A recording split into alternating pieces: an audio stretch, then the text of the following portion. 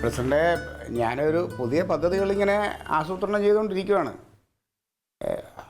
അല്ല, ആ സമരം പൊളിഞ്ഞത് നമ്മളെ കുറച്ച് പേർക്ക് ഈ പോലീസിൻ്റെ കാക്കി കണ്ട ഒരു പേടിയുണ്ട്. അങ്ങനെ അവർ ഓടിക്കളഞ്ഞതാ. ഓ ഇല്ല, ചെയ്യാം, ശക്തിപ്പെടുത്താം. ഓ ഓ ഓ ശരി പ്രസിഡന്റ്, ആയിക്കോട്ടെ. മുതിർന്ന നേതാക്കന്മാർക്ക് അവിടെ ഇരുന്ന് അങ്ങനെ പറഞ്ഞാൽ മതിയല്ലോ.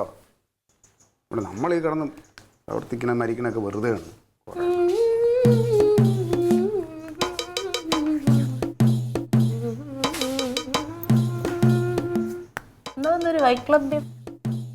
ഒരു സമാധാനം ഇല്ലെന്നേ. പാർട്ടി മേൽഘടകത്തിന്നാ. നമ്മുടെ പാർട്ടിയുടെ ശക്തിയും സ്വാധീനവും ജനങ്ങൾക്കിടയിലേക്ക് ഇറങ്ങി ചെല്ലുന്നില്ല പോലും. നിങ്ങളുടെ ഈർക്കിലി പാർട്ടി ഇത്ര ഇറങ്ങി ചെന്നാ പോരെ ക്ലീറ്റോ? അതെ, പഠിച്ച തമാശകൾ പറയല്ലേ. എടി, അതല്ല, പാർട്ടിയുടെ വേരോട്ടം മുരടിച്ചു പോണെന്ന്. അതിനെന്താ, നല്ല നെട്ടോട്ടം ഉണ്ടല്ലോ, വേരോട്ടമല്ലേ ഇല്ലാത്തുള്ളൂ. തങ്കം, നീ രാവിലെ വല്ല കോമഡി സിനിമയും കണ്ട ചുമ്മാ അവളവളാൻ തമാശ പറയണത്? എന്താ പ്രശ്നം? പ്രശ്നം എന്താണ്? പിന്നെ ജനങ്ങളുടെ ഇടയിലേക്ക് പാർട്ടി ഇറങ്ങി ചെല്ലുന്നില്ല, പ്രവർത്തനം പോരാ എന്ന് ഇവർക്ക് മേലെ ഇരുന്ന് പറഞ്ഞാൽ മതിയല്ലോ. ഇവിടെ നമ്മൾ കിടന്നിട്ടും ഓരോന്ന് എങ്ങനെയെങ്കിലും ഇതാക്കാൻ വേണ്ടി കഷ്ടപ്പെടുമ്പോൾ അതിനൊന്നും ഒരു വിലയില്ല എന്നുള്ളതാ. ക്ലീറ്റോന്റെ സ്വാധീനം മറ്റേ മുതിർന്ന നേതാക്കളെ അറിയിക്കണം, അത്രയല്ലേ ഉള്ളൂ. അതിനുള്ള പദ്ധതികൾ ഞാനിങ്ങനെ ഓരോന്ന് ആസൂത്രണം ചെയ്യും. പക്ഷേ എന്ത് ചെയ്യാൻ, കുറെ അഴുക്കാണികളും വല്ല റോഡ് ഉപരോധോ വയൽ നികത്തലോ ഒക്കെ കണ്ടുപിടിക്കേ. അയ്യോ, ഭയങ്കര പദ്ധതി തന്നെ. എടി, അതൊക്കെ പഴഞ്ചനായി, ഇതൊന്നും പോരാ.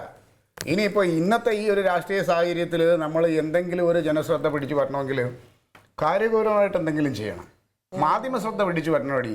ടി വിയിലും വാർത്തയിലൊക്കെ നിറഞ്ഞു നിൽക്കണം, എന്നാലേ കാര്യമുള്ളൂ. അല്ല നമ്മൾ ഈ പറഞ്ഞ മാതിരി ഈ ഒരു ഇങ്ങനത്തെ പ്രവർത്തനം കൊണ്ട് ഈ അണികളെ കൊണ്ട് നടന്നിട്ട് കാര്യമില്ലെന്ന്.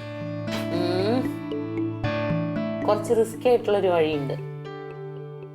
റിസ്ക് എടുക്കണതിനെ കൊണ്ട് എനിക്ക് പ്രശ്നമൊന്നുമില്ല.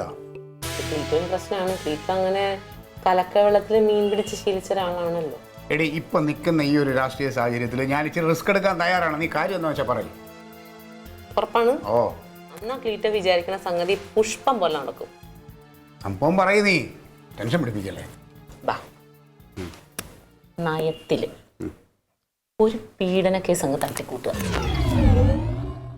അടുത്തൊരു കേസ് വരണത് വരെ മാധ്യമങ്ങൾ ഫുള്ള് ക്ലീറ്റോന്റെ പുറകെയായിരിക്കും.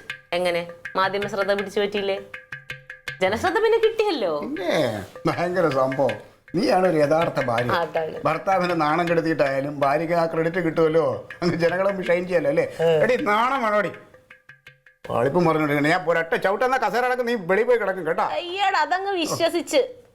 പിന്നെ നിങ്ങൾ ഈ പഴഞ്ചനാന്ന് ഞാൻ പറയണത് വെറുതെ അല്ല ക്ലീറ്റോ. ഇപ്പോഴും സമരം ഉണ്ടോ, ഉപരോധം ഉണ്ടോ, പിക്കറ്റിംഗ് ഉണ്ടോ എന്ന് നോക്കിക്കൊണ്ട് നടക്കുക. എന്തെങ്കിലും ഒരു നല്ല കാര്യം പറഞ്ഞിരുന്നു കഴിഞ്ഞാൽ അവളും പെരുമാരും. നല്ല കാര്യം നിങ്ങളുടെ മുമ്പിൽ തന്നെ ഉണ്ടല്ലോ. നിങ്ങൾ അത് കണ്ടെത്താത്തെന്താ? എന്തോന്ന്? രാവിലെ എഴുന്നേറ്റ് പത്രം ഇടർത്തി വെച്ച് അങ്ങ് വായിക്കുന്നുണ്ടല്ലോ. എന്തെങ്കിലും ആവശ്യമുള്ള കാര്യം വായിക്കുന്നുണ്ടോ? ഇപ്പൊ കൊള്ളില്ലാത്ത കാര്യങ്ങളൊക്കെയാണ് ഈ പത്രത്തിൽ വന്നോണ്ടിരിക്കുന്നത്. അതിലൊരെണ്ണമാണ് നീ ഇപ്പൊ പറഞ്ഞത്. നീ ഇതിനകത്ത് വേറെ എന്തോന്നു? നിങ്ങളെ ഉണ്ടല്ലോ, നിങ്ങളൊക്കെ കെട്ടിയേ ഞാൻ വല്ല മന്ത്രിയുടെ ഭാര്യ ഉണ്ടെന്നുള്ള. വായിക്കും അങ്ങോട്ട് വായിക്കാൻ കൂടെ. എനിക്ക് പത്രം കാണുന്ന അലർജിയാ. ക്ലീറ്റോ പോലീസിൽ ദാസ്യപ്പണി. നമുക്കെന്ത്, ഇത് വർഷങ്ങളായിട്ട് ചെയ്തോണ്ടിരിക്കുന്ന കാര്യങ്ങളാ. പുതിയതായിട്ടൊന്നും ഒരു സംഭവം. അതിപ്പോഴാണോ പുറം ലോകം അറിഞ്ഞത്?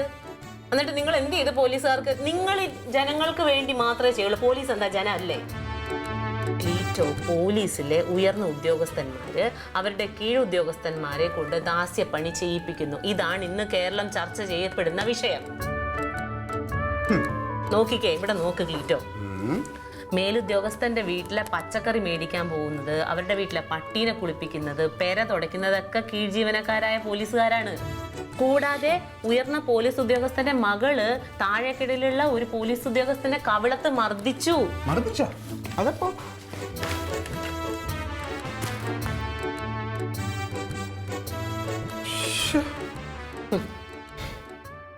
ഇത് ഭയങ്കര ക്രൂരതയാണ്.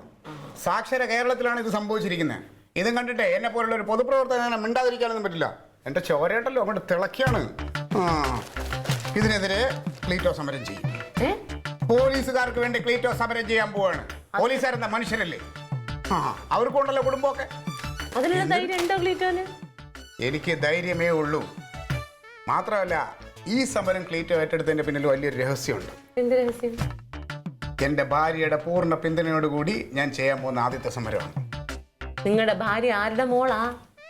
പട്ടാളക്കാരന്റെ മോള്. ഇങ്ങനെയുള്ള സമരങ്ങൾ സംഘടിപ്പിക്കും ക്ലീറ്റോ. ഞാൻ ക്ലീറ്റോന്റെ പുറകെ ശക്തിയായിട്ട് നിൽക്കുമല്ലോ.